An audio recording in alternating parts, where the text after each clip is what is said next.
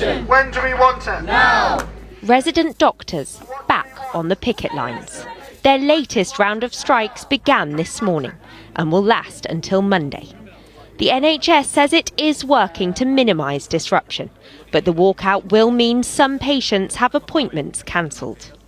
Charlie was diagnosed with scoliosis last year and needs urgent surgery on his spine. Having already spent months on waiting lists, he was due to attend a consultation on Thursday, but it's been cancelled and rescheduled for 4 months' time.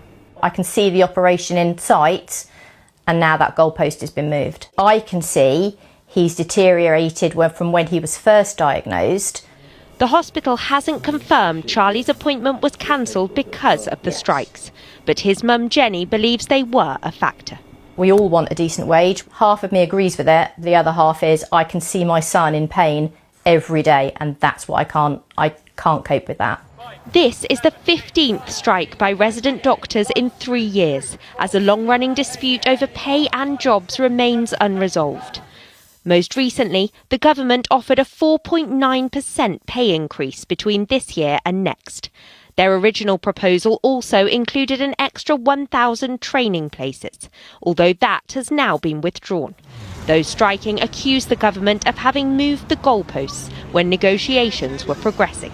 We need more doctors in the NHS, but also you have to stop the exodus of doctors leaving the NHS by valuing them, by paying them appropriately. The Health Secretary says the government's pay offer is fair.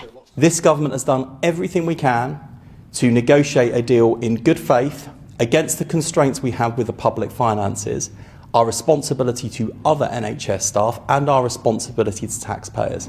In spite of the demonstrations, patients who need care are being urged to come forward as normal.